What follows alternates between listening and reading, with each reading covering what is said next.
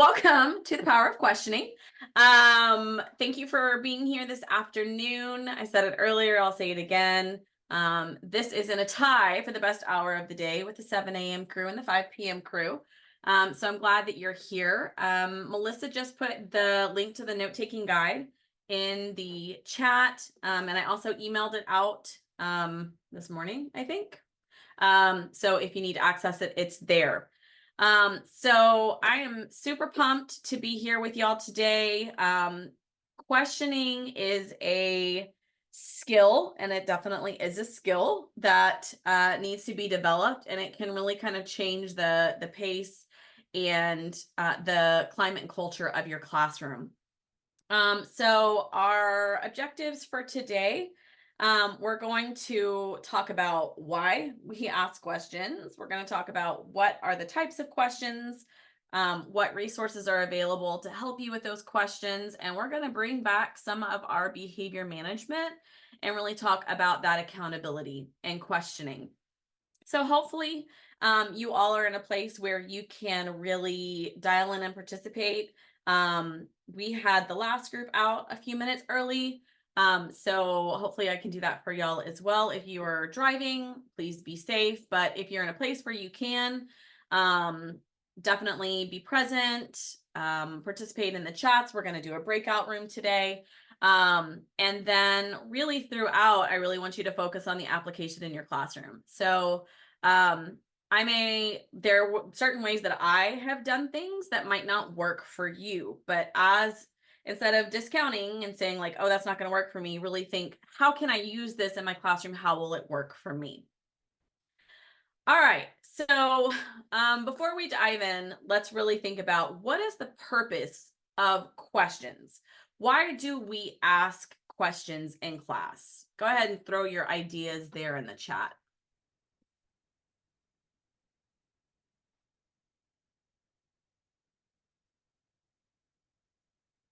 Oh, good. To activate prior knowledge. Yes, check for understanding, see what our students know. Exactly. Good. I see more checks for understanding. Oh, there we go. We want to have our students think, generate some higher order thinking. All of those are correct. And that's the power of questioning is we can do all of those things when we purposefully plan our questions. So that's really what we're going to use. We're really going to think about today. Oh, Joe, we use questions to promote inquiry and thinking as well as accountability. Y'all are on fire this afternoon. That's awesome. All of that is right. So kind of this common understanding effective questioning techniques is crucial for, and you guys hit it, engagement, critical thinking, deeper learning. And so let's go ahead and let's dive in. So a couple things that we're going to talk about today. The types of questions that you can ask. There are types of questions. What is an essential question? What's a guiding question? The critical thinking, how can we promote that critical thinking and the higher order thinking that a lot of you identified when we thought about why we ask questions. And then, of course, you guys also hit on this, expectations for students and collaboration. And I did that in a different order because I changed the order of how these were going. So I like to keep you on your toes. All right, so let's talk first about types of questions. So most people are fairly familiar with Bloom's, and Bloom's is great. I am a bigger fan personally of Costa's. I feel like it is simpler to use, to apply if you are an Avid district. Costa is all over Avid. But I feel like it's for application, it's much easier to kind of understand. And I have a crossover document in our resources that I'll show you as well. So if we think about questioning and thinking like a house, right? So on this bottom level, down at the bottom, everybody needs to have a first level, right? We need to have that understanding. Those are the yes, no, when, where, We have to have that foundational knowledge. Those usually have a right or wrong answer, though. And sometimes we have to lead them to the right or wrong answer. But when we ask these questions, we know that there's a right or a wrong. Those are essential. You cannot go any further in this house without having a solid foundation. However, we don't want to stay on this bottom level. We don't want to just stay on the foundation. We want to move up and we want to have them process and apply. So the second level is where we have our students take this foundational knowledge and maybe another piece of foundational knowledge and bring them together. So like a compare, a contrast, but why do you think that? So like, yes, no, but let's go a little bit deeper. This is a lot of the thought process to the level 1 type questions. And then the third level, where honestly, a lot of our standards want our kids to be, we have to work even harder for those. So the level 3 is really that divergent kind of thinking where you have the yes, no, now you have the why. Now let's see where our learning can take us, and it kind of can split and go divergent. This is very open-ended, and these are the types of things that maybe might not have a right or a wrong, but might have a thought process. And if you can follow a thought process, then you're getting close to you're on the right track. So we're going to keep this Costa's house in mind as we go through our activities for today. For example, I like starting with something that is not academic, and I'm a big Disney fan. So let's start with level 1. Okay, a level 1 question, Costa's Levels of Cinderella, I present to you today.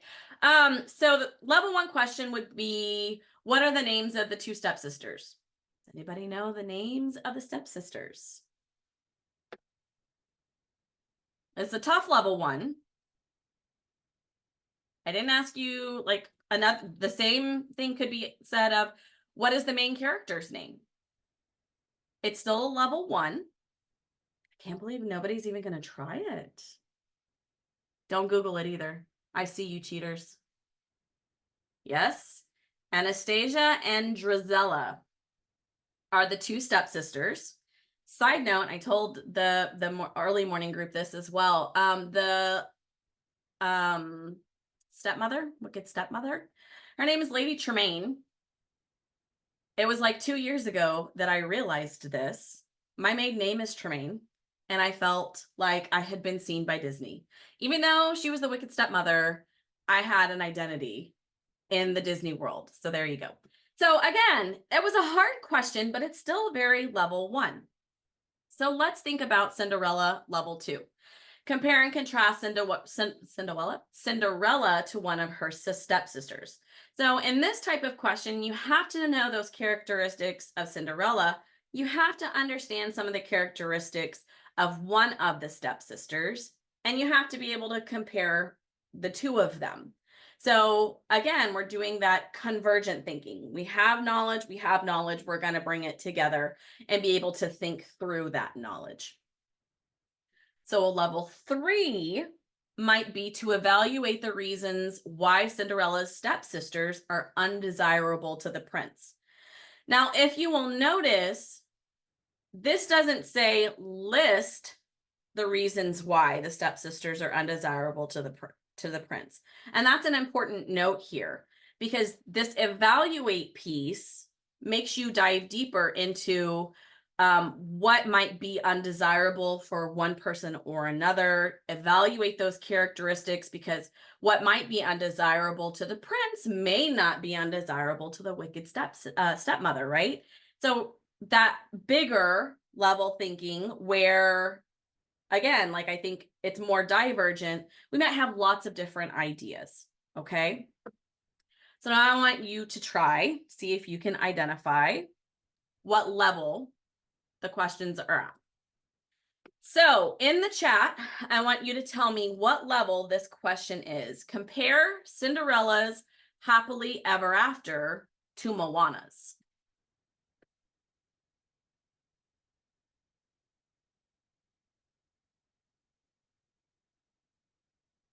All right, I threw y'all a softball on that one. Compare, right? I have to take one piece of knowledge, another piece of knowledge, and I'm bringing them together. So Cinderella and Moana, and we're going to take those characteristics and bring them together.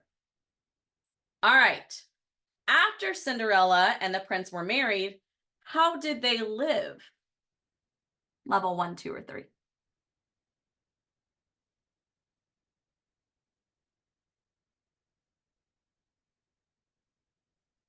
Okay. Y'all are on it. Anybody know the answer?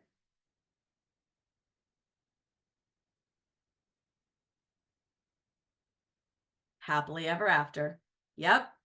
That's the one answer that I was looking for. There's a right or a wrong, and if there's some other answer, maybe. But when I post this question, I'm looking for a very specific response. That's what makes it a level 1. Okay. So I did not give you a level 3 because I want you to kind of think about this.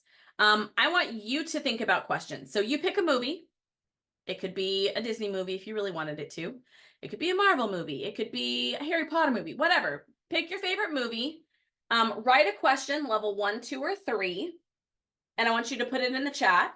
And as you get your question in, I want you to look at everybody else's and try to decide what level that question is. So everybody go to the chat, write your question, and then let's start looking at levels.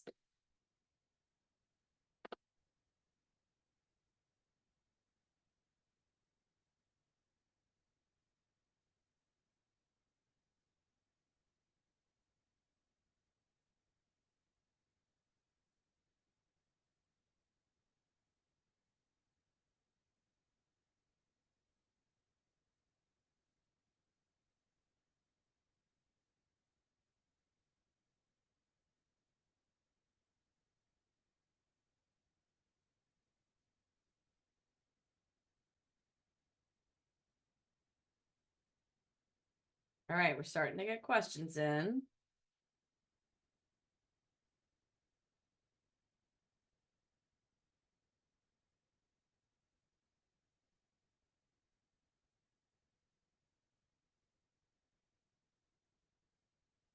All right, once you see you've got your question in, I want you to go to other people's questions and try to guess the level.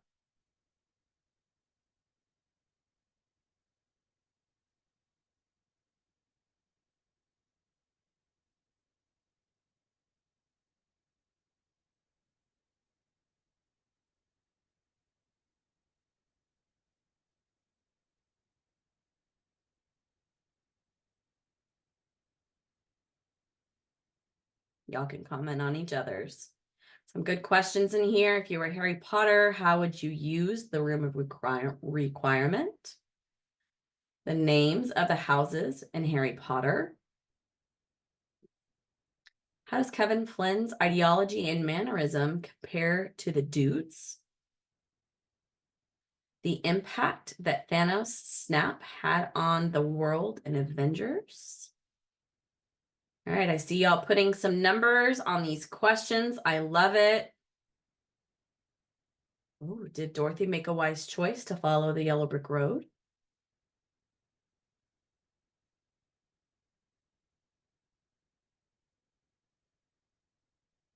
All right.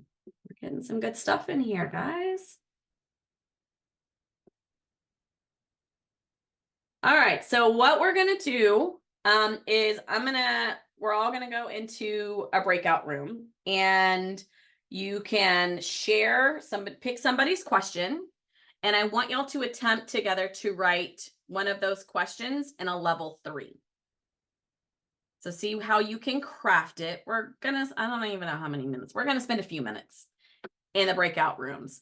So let's see what we can come up. While you're there, you're trying to write a level 3 with one of the questions that you already put in the chat.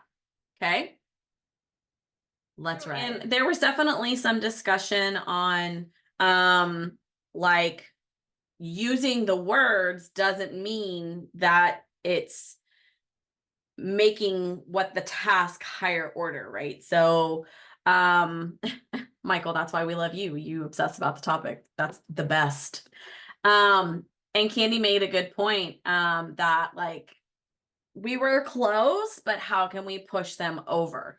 And this is a really, now you see that like it's important to plan these questions, because it's not like you can just roll into questioning in a lesson and just think that naturally we're going to get to a level 3. Definitely. So that's some good feedback. So let's talk about Can this I say planning one process. thing, Kelly? Yeah. I'm sorry, Oh. just to go along with what you said about the word, it's just be really, really careful. So like in our group, we had really great discussion about evaluate, because in COSAS, it says that evaluate should be a level 3. But when we were thinking about the actual question, we were just comparing instead of actually evaluating, right? So just something to think about too. And the discussions that we had in our group were they're really Yeah, good. that's Sorry, awesome. carry on. I guess I should have given everybody a chance to add anything in. Kind of did some of it on the chat. So please stop me if anybody else wants to add. Okay, so we know that we have experience now. We need to kind of plan this out. So how do we get this big learning to happen? How do we know what is essential and what's not? And how do we kind of what we call scaffold, right? How do we build our questions to get our students to the learning that we need them to be? So, a couple of things that I want to explore. So, when you have a standard, how do you know if it's an essential question, the big idea question, or what we call a guiding question? So, the easiest way that I can suggest kind of undertaking breaking down a standard for questioning is to take your standard and turn it into a question. So like this biology standard, no scientific theories are based on natural and physical phenomenon are capable of being tested by multiple independent researchers. There's lots more words that are in there, but that's the gist of this standard. And so I just take what's there and I turn it into a question. So what are the natural and physical phenomenon and how can they be tested? And that may help me to start my questioning process. So for those of you that are core content areas, you also may have the TCMPC resource system. And I'm going to show you where you can get in those. So once you log in, this is what the TEKS resource system looks like. I will, in the chat, the first person who can give me a grade level and content that is a core, we'll go look at those. Somebody give me a grade level in the chat. All right. So I'm going to go with high school. Michael got in first. We're going to go look at ELAR, English 4.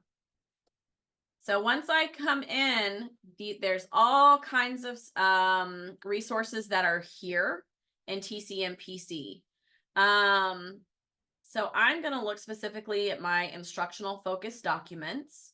And if you are following this pacing, you would be looking at producing authentic composition. I think, Darmitzl, you might have already done some of this, but all of this information is here. But what I really want to bring to your attention is here, you've got overarching understanding and questions.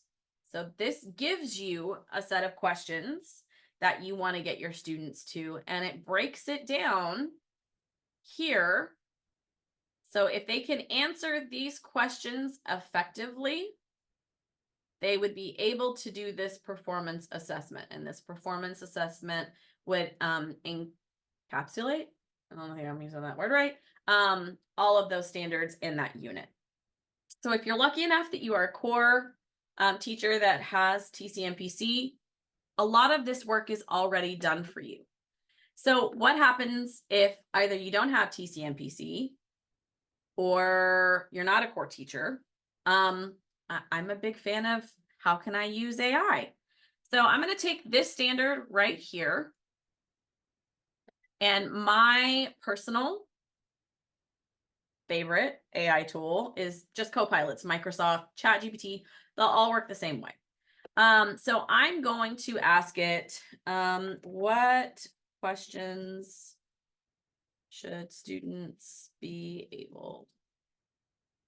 My typing is not any better this afternoon than it was this morning. To answer for the Texas TEAC. So I'm just going to give it the standard. And again, it's going to generate, and this is not like okay, I can take exactly what AI tells me and I can just run with it. Just like with anything else, this is a starting point for questions that I might be able to ask, but I'm also knowing my kids, there might be more gaps that I need to fill in, that I need to scaffold a little bit more. So and then I could take one of these questions. Let's say it's this one. Can you give me more details on this question?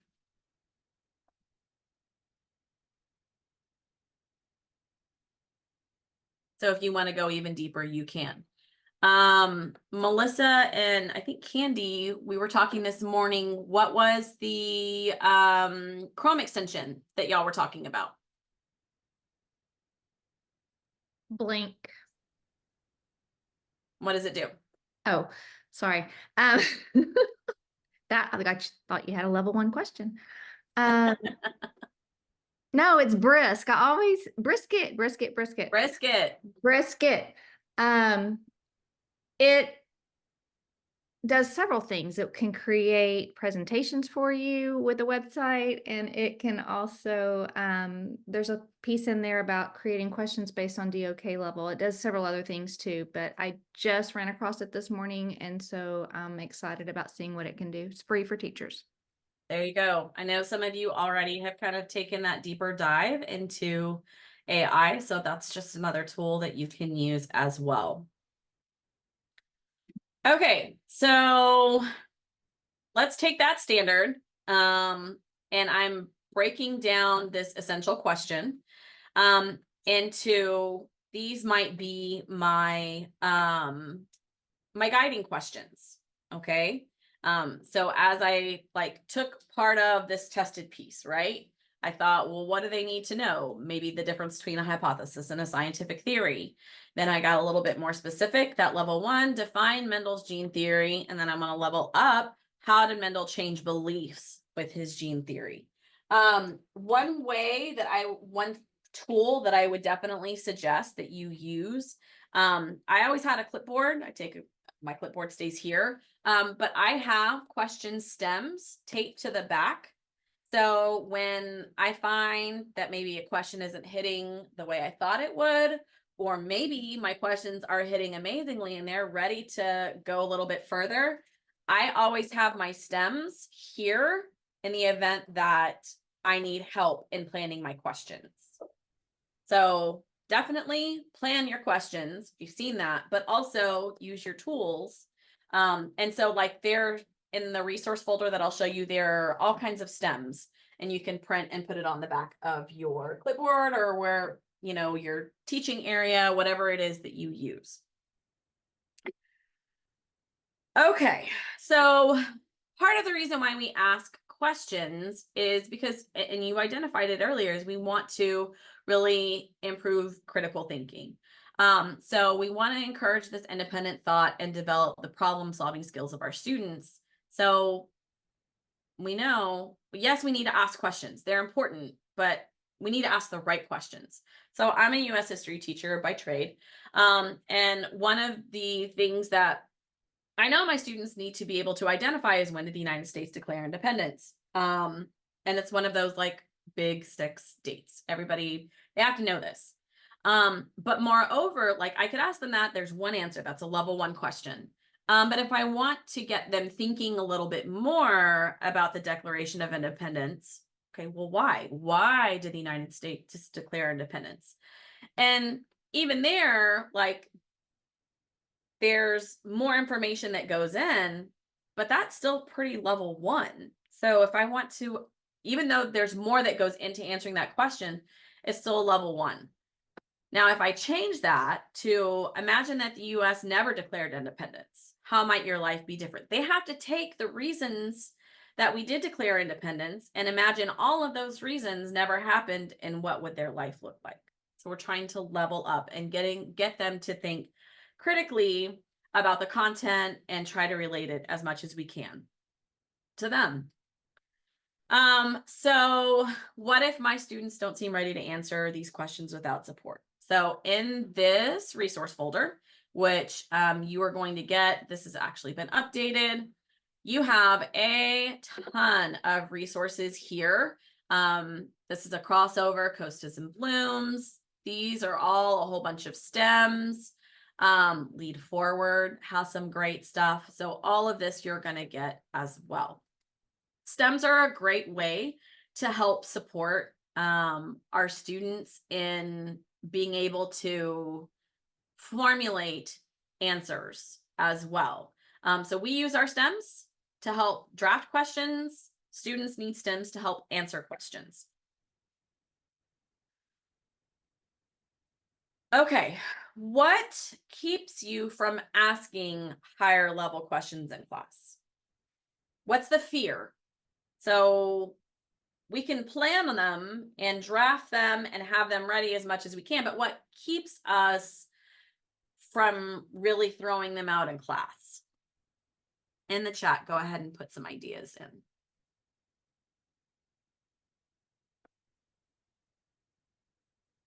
Go ahead, Michael. Trisha, that's a really good point. So Michael said you have to give students time to think, which introduces variables to class time management. Absolutely. So we have gaps in student learning. So if I'm putting these questions out there, are they going to be able to answer them?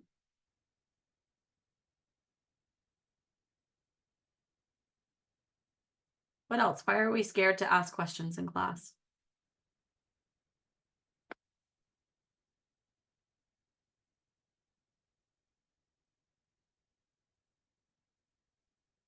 Okay. So sometimes it might be an engagement issue.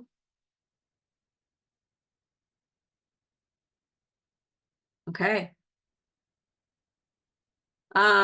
The one thing that I did not see I'll put in here, which I'm surprised, is I guess Michael kind of led to it. It's the silence, the crickets, right? Like I ask a question and nobody answers. And so then I answer my own questions and now they don't do any of the learning or thinking.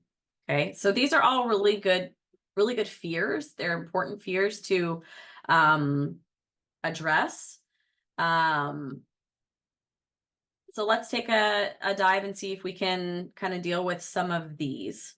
Stonewalling, yes. Okay.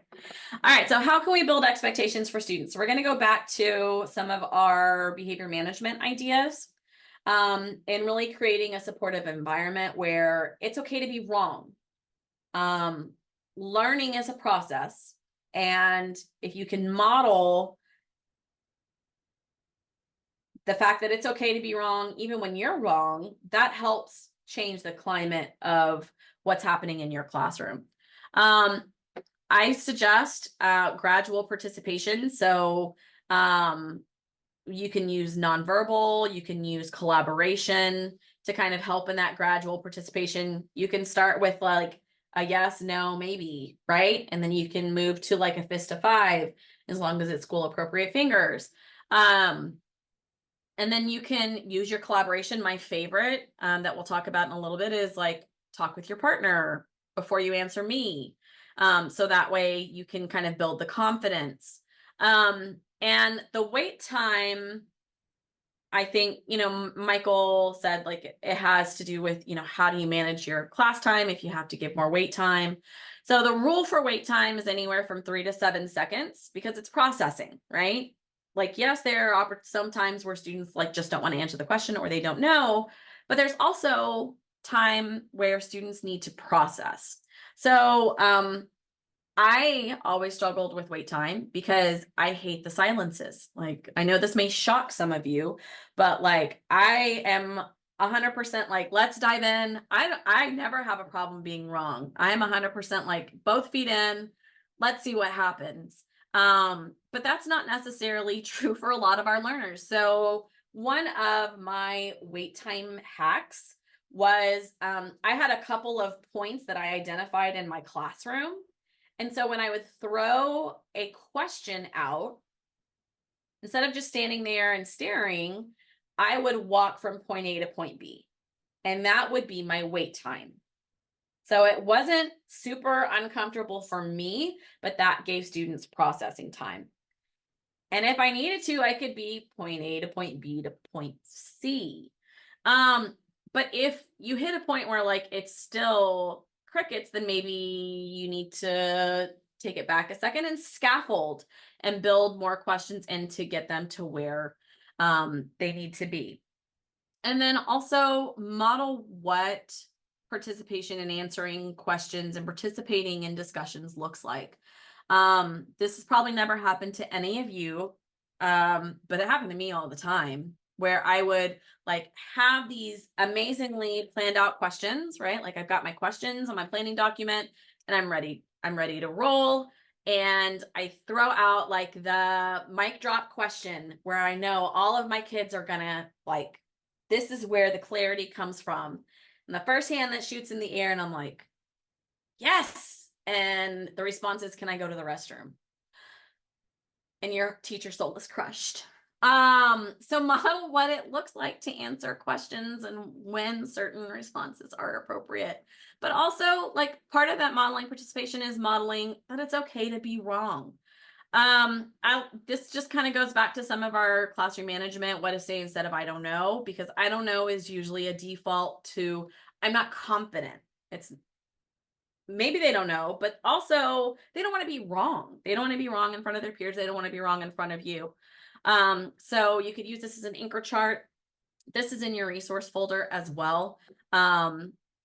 So what to say instead of I don't know, I'm not sure, but here's what I do know, or I'm not quite sure yet. Somebody else answers the question, and then you go back to Susie, like, okay, you weren't sure then, but now you know what's the answer, right? So this is just another resource to use for questioning. All right, so collaboration. And you guys know from our last face-to-face training that I'm a big fan of collaboration for engagement. I'm a big fan of collaboration and questioning. So I alluded to this earlier with the turn and talk. When you have a question and you're kind of getting those crickets, I usually go with okay, 30 seconds, share with your shoulder partner. And they may have stems, they may just have an opportunity to be able to share what they think that they know. And then when I bring them back together, my response is tell me something you heard. Tell me something that y'all talked about. And so if I've got 2 or 3 people that have been talking, there's not one person that's wrong. It's a collective, tell me what you talked about and let's explore that.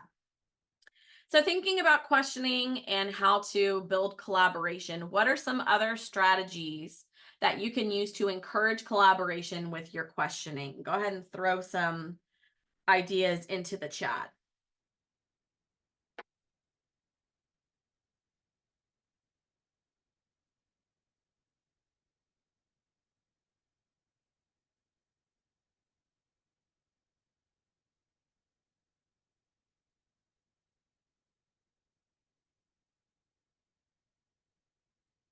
What are other strategies to encourage collaboration? Think about some of the things that you might have learned in the LMS, that you might have learned in your face-to-face trainings.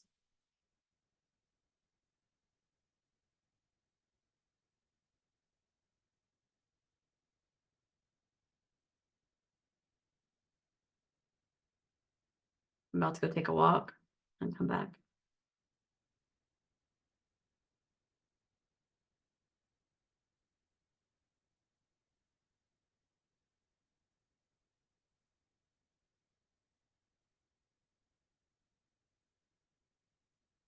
Okay. I like that randomization. Absolutely. Pair up, square up. Ooh, I don't know if we've done that one, Melissa, in any of our trainings.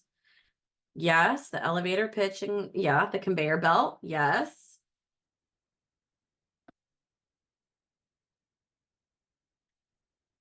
Definitely. So the pair up, square up. So you got a pair, like pair, and then you have two pairs to come together and it makes a square. So it's just another way to build collaboration. Student interest, that randomization, circle of friends. All right, we got some ideas. Ooh, philosophical chairs. We're gonna have to look at that one. Fishbowl also, those are all right. You guys are on it. So definitely we want to build that collaboration. So thinking about how do we get our students to talk? How do we get them to ask each other questions? Provide student stems for students to ask their own questions, and then provide student stems for students to share what they learned. So I like to take, so just like I tape here, right? I might have two separate corners where I tape. One is going to be a small thing with question stems, so that as students are having collaborative discussions, or even with me, they have stems to be able to ask questions. And then something like this right here, they have stems to be able to share out. I've also seen a teacher in South Side. I think I said South San earlier. I think it was South Side. I don't know. Who had all the stems up on her wall. And every time that she posed a question, before she gave her wait time, she would literally look up at the wall and say, as you think about your answer, pick which stem you want to use. And some of them may just stare blankly at the wall, but a lot of them that gave them like that anchor to how can I answer this question? So stems are super important for all of our students, not just our language learners, but especially our language learners. And this right here is going to be in your resource folder as well. Okay, so we are just about to the end. So two things that I want you to put into the chat. The first thing is, what is one strategy that you can immediately use to improve questioning in your classroom? So like you're ready to walk into your classroom tomorrow and on Monday, and you're like, this is the thing I can do right away. Go ahead and put it in the chat. All right, one more thing. What questioning strategy would you like to implement in your classroom before the end of the year? So a lot of you said stems, like that's what I'm gonna roll with right now.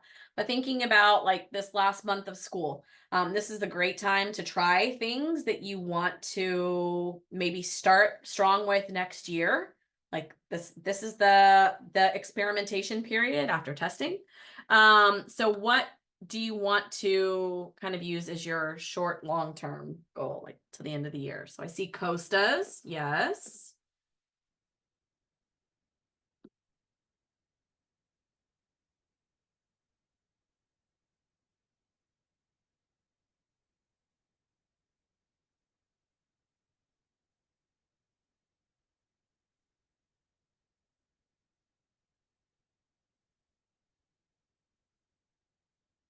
Oh, I like that. Like getting them to kind of write what they want to say before they say it out loud.